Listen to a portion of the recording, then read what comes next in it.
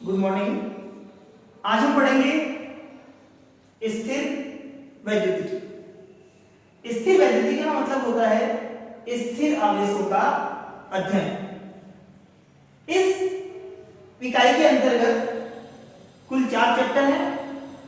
विद्युत क्षेत्र, गाउस का नियम, विद्युत विभव और विद्युत धारिता। तो विद्युत क्षेत्र पढ़ने से पहले हमें यह पता होना चाहिए कि आवेश क्या है, किसी वस्तु को आवेशित कैसे कर सकते हैं और आवेशों के क्या क्या गुणधर्म होते हैं, क्योंकि बिना आवेश के विद्युत क्षेत्र उत्पन्न नहीं हो सकता। इसलिए सबसे पहले हमें क्या पढ़ना पड़ेगा? आवेश। तो सबसे पहले हम बात करते हैं कि आवेश क्या है। आवेश क्या है? तो किसी भी पदार्थ का वह मूलभूत गुणधर्म जिसके द्वारा वह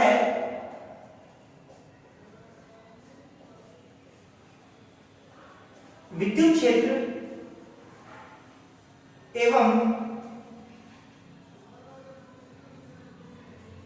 चुंबकीय क्षेत्र उत्पन्न करता है, क्या कहलाता है? आवेश कहलाता है। आवेश क्या चीज है? किसी भी पदार्थ का वह मुख्य गुणधर्म जिसके द्वारा वह विद्युत क्षेत्र और चुंबकीय क्षेत्र दोनों उत्पन्न करता है, क्या कहलाता है? आवेश कहलाता है। अब आवेश के प्रकार। आवेश कितने प्रकार का होता है? आवेश 2 प्रकार का होता है। पहला धनावेश और दूसरा ऋणावेश। आवेश कितने प्रकार के होते हैं? 2 प्रकार के। एक होता है धनावेश और दूसरा होता है ऋणावेश। धनावेश की बात करें तो आपने नाम सुना होगा प्रोटॉन। ऋणावेश की बात करें तो आपने नाम सुना होगा इलेक्ट्रॉन। प्रोटॉन कैसे, किस तरह के आवेश होता है उनके ऊपर? धनावेश। इलेक्ट्रॉन पे कैसा होता है? ऋणावेश। अब जो आवेश है, इस आवेश की इकाई क्या होगी? इसको किसमें मापेंगे हम? तो आवेश की इकाई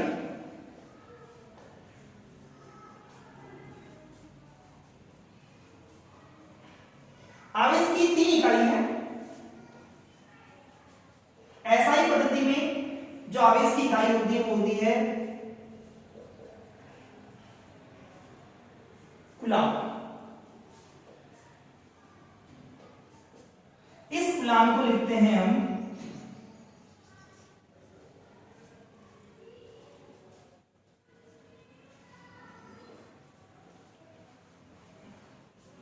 एम्पियर सेकेंड। दूसरी होती है ईएसयू और तीसरी इकाई होती है इसकी फैराडे। आवेश जो है इसकी 3 इकाई है। पहली है कूलाम जिसको कि एम्पियर सेकेंड भी कहते हैं, दूसरी है ईएसयू इलेक्ट्रोस्टैटिक यूनिट स्थिर वैद्युतिकी इकाई, और तीसरी होती है फैराडे। तीसरी कौन सी इकाई है? फैराडे। अब इन तीनों इकाइयों में संबंध क्या होता है? एक कूलाम में 3 × 10⁻⁹ ईएसयू होते हैं और एक फैराडे के अंदर 96,500 कूलाम होते हैं। ये संबंध है तीनों इकाइयों में। ठीक है, तो आवेश की इकाई कौन सी होगी? एसआई पद्धति में कूलाम, सीजीएस में सेंटीमीटर ग्राम सेकंड में कौन सी होती है? ईएसयू, और एक और होती है कौन सी? फैराडे। ये है तीनों इकाइयों में संबंध। तो सबसे जो बड़ी यूनिट होती है आवेश की वो होती है फैराडे, और सबसे छोटी जो यूनिट होती है वो होती है इलेक्ट्रोस्टैटिक यूनिट। कौन सी होती है? स्थिर वैद्युत की इकाई। ये सबसे छोटी होती है और सबसे बड़ी कौन सी होती है? फैराडे। ये तो होगी इसकी इकाई। विमा की बात करें, द्रव्यमान यहां पे है नहीं, लंबाई यहां पे है नहीं, समय टी से, एम्पियर ए से। तो आवेश की जो विमा है, आवेश की जो विमा है वो क्या होगी, m0 L0 t की घात 1 a की घात 1। ये है आवेश की विमा। अब हम बात करते हैं कि यहां बात करें धनावेश की, यहां बात कर रहे हैं हम ऋणावेश की। कि आवेश कितने प्रकार का होता है, 2 प्रकार का। अब ये किसी कोई वस्तु क्या होती है, धनावेशित, कोई वस्तु होती है ऋणावेशित। ये धनावेश और ऋणावेश आता कैसे है वस्तु पे। अब देखो, कोई भी जो पदार्थ है, कोई भी जो पदार्थ है वो किससे मिलकर बना होता है, परमाणु से। पदार्थ किससे मिलकर बना होता है, परमाणु से। तो पदार्थ है ये किससे मिलकर बना है, परमाणु से। और परमाणु के 3 अवयव होते हैं, कौन कौन से,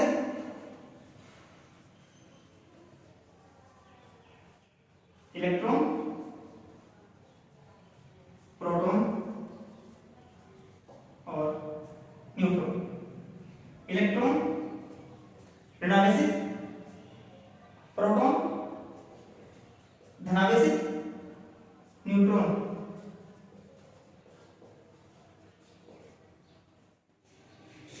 कोई आवेश नहीं होता है न्यूट्रॉन पे। तो परमाणु जो है ये होता है आपका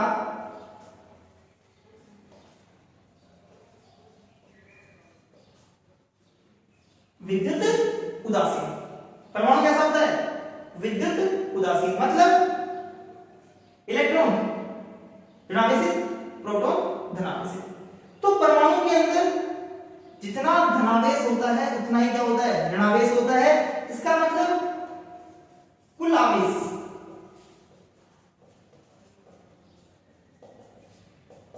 किसी भी परमाणु पर कुल आवेश का मान कितना होता है, 0 होता है।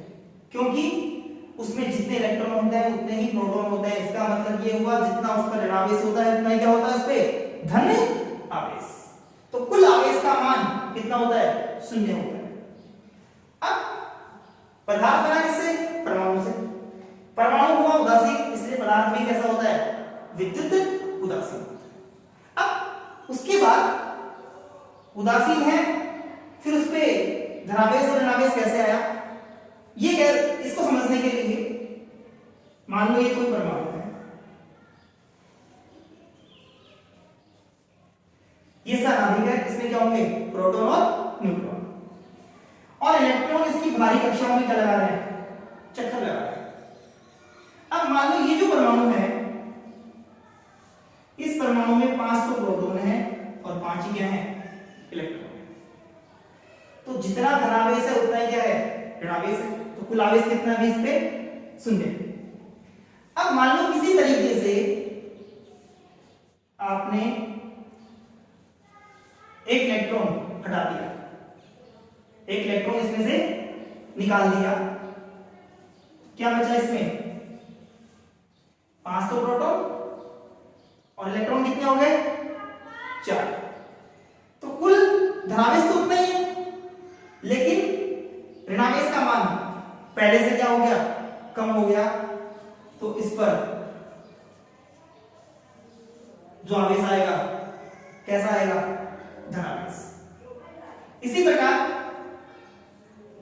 मान लो 5 प्रोटॉन है और 5 ही इलेक्ट्रॉन है। अब आपने एक इलेक्ट्रॉन दे दिया इसको, कहीं से लाके एक इलेक्ट्रॉन इसको दे दिया, तो 5 प्रोटॉन और 6 इलेक्ट्रॉन। तो धनावेश तो वही है, ऋणावेश बढ़ गया, तो कुल आवेश क्या हो गया इस पे, ऋणात्मक। तो ये इलेक्ट्रॉन निकाल दिया, वस्तु कैसे, परमाणु कैसा हो गया, धनावेश। इलेक्ट्रॉन दे दिया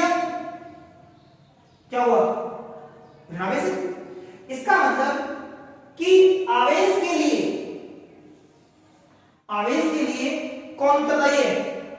इलेक्ट्रॉन। यदि इलेक्ट्रॉन की अधिकता है तो चार्ज उस पे आवेश कैसा आएगा? धनात्मक।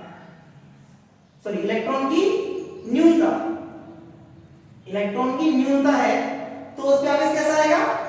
धनात्मक। और इलेक्ट्रॉन की अधिकता है तो उस पे आवेश कैसा आएगा? ऋणात्मक। अब ये भी कह सकते हो कि यदि किसी परमाणु से आपने इलेक्ट्रॉन निकाल दिया, इलेक्ट्रॉन को हटा दिया, तो उस पर आवेश कैसा आएगा? धनात्मक। और यदि किसी परमाणु को इलेक्ट्रॉन दे दिया जाए तो उस पर आवेश कैसा आएगा? ऋणात्मक आवेश आएगा। अब ये लेने देने काम कैसे हो? ये जो इलेक्ट्रॉन है, यहां पर हमने इलेक्ट्रॉन हटाया, यहां पर हमने इलेक्ट्रॉन दे दिया, जोड़ दिया, तो अब आवेश कैसे करें? धनात्मक आवेश कैसे लेके आए, ऋणात्मक आवेश कैसे लेके आए? इसके लिए कुल 3 विधियां हैं जिसे हम बोलते हैं आवेशन की विधियां। आवेशन की विधियां कौन कौन सी हैं? पहली है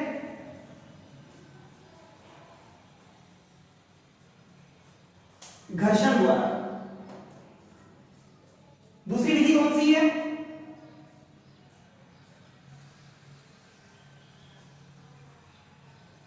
संपर्क द्वारा या चालन द्वारा। और तीसरी विधि कौन सी है?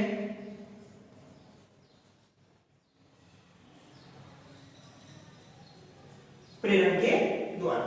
तो किसी भी पदार्थ को हम 3 विधियों के द्वारा क्या कर सकते हैं? आवेशित कर सकते हैं। जैसे पहले की बात करें हम, पहली विधि कौन सी है? घर्षण के द्वारा, घर्षण के द्वारा आवेशन। तो देखो, ये पदार्थ है विद्युत राशि में, अभी इस पर कोई आवेश नहीं है। ये दूसरा पदार्थ है, ये भी विद्युत राशि है, इस पर भी कोई आवेश नहीं है। जब इन दोनों वस्तुओं को रगड़ा जाता है एक दूसरे से, घर्षित करवाया जाता है, तो एक पदार्थ के इलेक्ट्रॉन निकलकर दूसरे पदार्थ में चले जाते हैं। या ये मान लो इसके इलेक्ट्रॉन इसमें चले गए, इसके इलेक्ट्रॉन इसमें चले गए। तो यहां पर हुआ क्या कि मान लो इससे इलेक्ट्रॉन निकलकर इसमें गए, अभी क्या इसमें प्रोटॉन इलेक्ट्रॉन बराबर है, इसमें प्रोटॉन इलेक्ट्रॉन क्या है? बराबर। यहां के इलेक्ट्रॉन निकलकर इसमें चले गए, इसमें तो क्या हो गई? इलेक्ट्रॉन की न्यूनता। इसमें तो इलेक्ट्रॉन क्या हो गए? कम हो गए। इसमें इलेक्ट्रॉन की मात्रा क्या हो गई? संख्या क्या हो गई? बढ़ गई। तो इसमें इलेक्ट्रॉन की संख्या कम हुई है, इसका मतलब ये तो हो गया धनावेशित। इसमें इलेक्ट्रॉन की संख्या बढ़ी है तो ये क्या हो गया? ऋणावेशित। एग्जांपल के लिए मान लो कांच की छड़,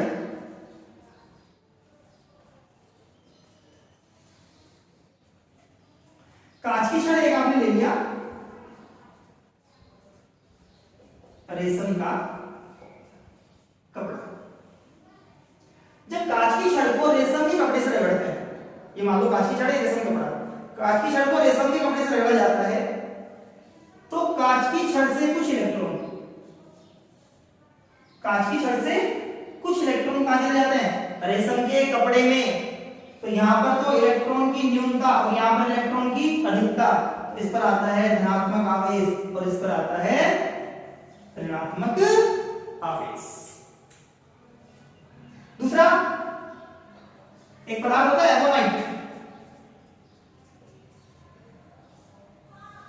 और एक आपने ले लिया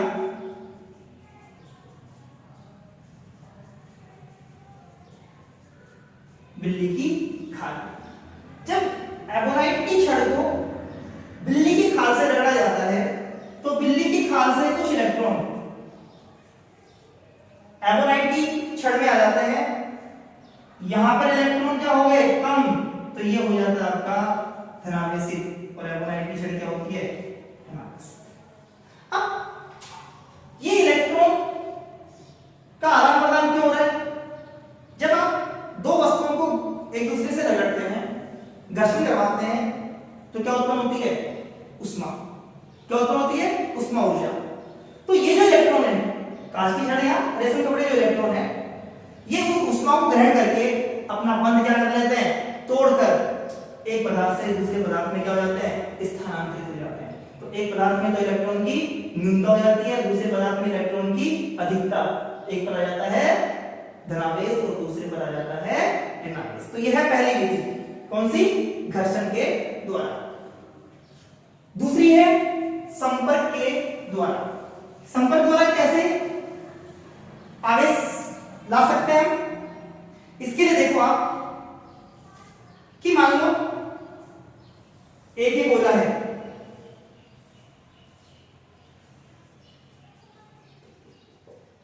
ये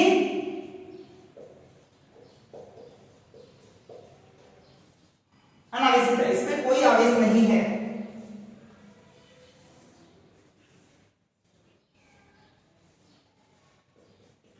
ये एक दूसरा गोला है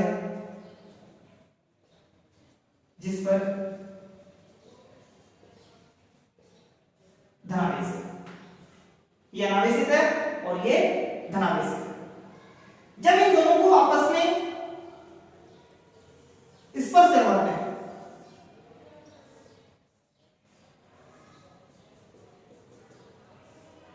जैसे ही इन दोनों गोलों को हम स्पर्श करवाएंगे, संपर्क में लेके आएंगे, तो ये जो आवेश है, ये आवेश दोनों पर बराबर मात्रा में इकट्ठा हो जाता है।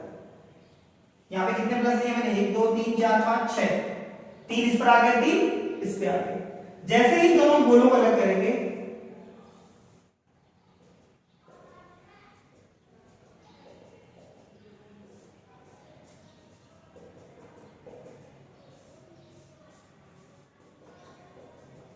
तो पहले ये अनावेशित था, कोई आवेश नहीं था। जैसे ही इसको एक धनावेशित गोले से संपर्क में लेके आए, तो इस पर भी कैसा आएगा, धनावेश, और इस पर भी क्या आएगा, धनावेश आएगा। तो संपर्क के द्वारा दोनों गोलों को संपर्क करवाया, तो संपर्क करवाने पर क्या हुआ, जो आवेश था ये दोनों गोलों पर बराबर मात्रा में क्या हो जाता है, विभाजित।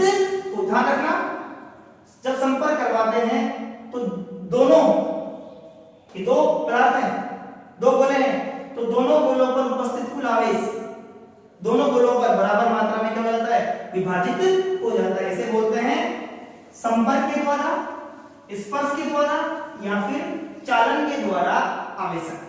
तीन चीजें, संपर्क बोल दो, चालन बोल दो या फिर स्पर्श के द्वारा। तीसरा है प्रेरण के द्वारा। प्रेरण के द्वारा कैसे आवेशित करते हैं, देखो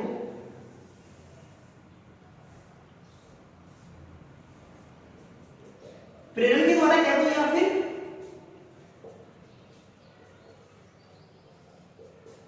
बिना स्पर्श, स्पर्श नहीं करवाएंगे।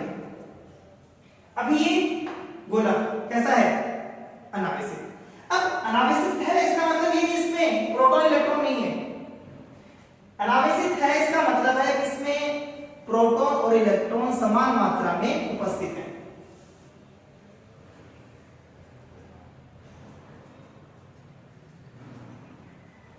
जितने इसमें ऋणावेश है उतने इसमें क्या है, धनावेश है। अब यदि इसके पास में एक प्रबल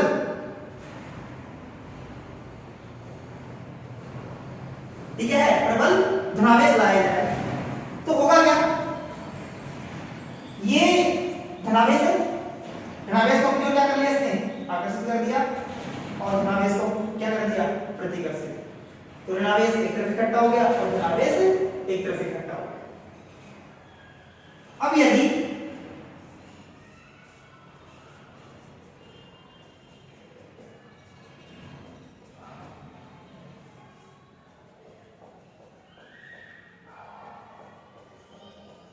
इस गोले को भू संपर्कित कर दें, पृथ्वी से जोड़ दें, तो पृथ्वी के ऋणावेश के कारण ये जो धनावेश है ये क्या हो जाता है, निरस्त हो जाता है।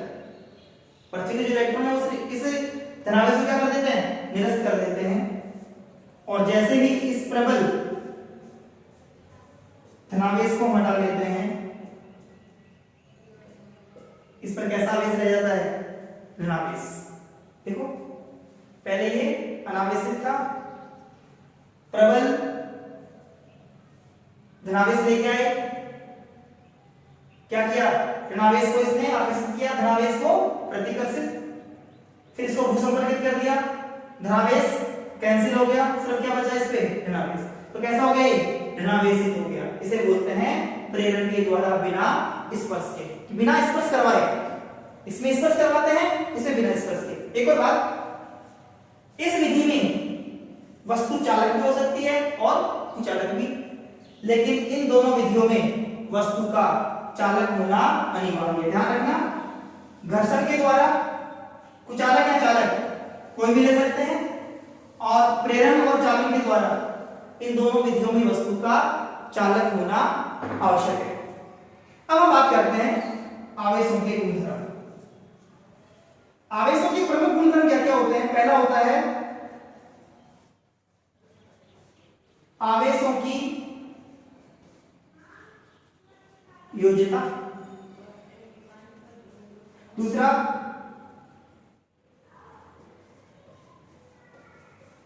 आवेशों की निश्चलता, तीसरा आवेशों का संरक्षण, और चौथा आवेशों का क्वांटीकरण। तो सबसे पहला आवेशों की योजना। आवेशों की योजना क्या कहता है कि किसी भी निकाय पर स्थित कुल आवेश का मान उस निकाय में उपस्थित सभी आवेशों के बीजगणितीय योग के बराबर होता है। क्या मतलब हुआ कि जो आवेश है ये सदिश है, अदिश, ये है आपकी अदिश राशि, और अदिश राशि हमेशा बीजगणित योग का पालन करती है। और सदिश राशि त्रिभुज के नियम का, समांतर चतुर्भुज के नियम का या बहुभुज नियम का पालन करती है, जबकि अदिश राशि किसका पालन करती है? बीजगणितीय योग का। तो योज्यता का नियम क्या कहता है? किसी भी निकाय में उपस्थित कुल आवेश का मान, किसी भी निकाय में उपस्थित कुल आवेश का मान उस निकाय में उपस्थित सभी आवेशों के बीजगणितीय योग के बराबर होता है। जैसे मान लो इसमें आवेश है 6 माइक्रोकूलम, 7 माइक्रोकूलम, 5 माइक्रोकूलम, 3 माइक्रोकूलम। तो इस निकाय में कुल धनावेश कितना है? 16। 7 और 6 13 और 3 16 माइक्रोकूलम। और इस निकाय में कुल ऋणावेश कितना है? 9 माइक्रोकूलम। तो कुल आवेश का मान हो गया प्लस का 7 माइक्रोकूलम। तो योज्यता का नियम, किसी भी निकाय में उपस्थित कुल आवेश का मान उस निकाय में उपस्थित सभी आवेशों के बीजगणितीय योग के बराबर होता है। आवेशों की निश्चलता। आवेशों की निश्चलता क्या कहता है कि आवेशों पर वेग का कोई प्रभाव नहीं पड़ता है। यदि कोई आवेश Q स्थिर अवस्था में है, यदि वो गतिशील हो तब भी आवेश का मान Q रहेगा। स्थिर अवस्था में आवेश का मान, गतिशील अवस्था में आवेश का मान हमेशा क्या रहेगा? बराबर रहेगा। मतलब आवेशों पर वेग का कोई प्रभाव नहीं पड़ता है। तीसरा है आवेशों का संरक्षण। आपने ऊर्जा संरक्षण पढ़ रखा है, इसी तरह आवेशों का संरक्षण। आवेशों का संरक्षण क्या कहता है कि आवेशों को ना तो हम उत्पन्न कर सकते हैं और ना ही आवेश को हम नष्ट कर सकते हैं। आवेश को केवल एक निकाय से दूसरे निकाय में स्थानांतरित किया जा सकता है। आवेश को क्या कर सकते हैं? स्थानांतरित कर सकते हैं, ना इसे उत्पन्न कर सकते हैं ना ही इसे नष्ट कर सकते हैं। जैसे ये कोई निकाय है, इसमें आवेश मान लो 4 माइक्रोकूलम प्लस का, और दूसरा निकाय है इसमें आवेश कितना है?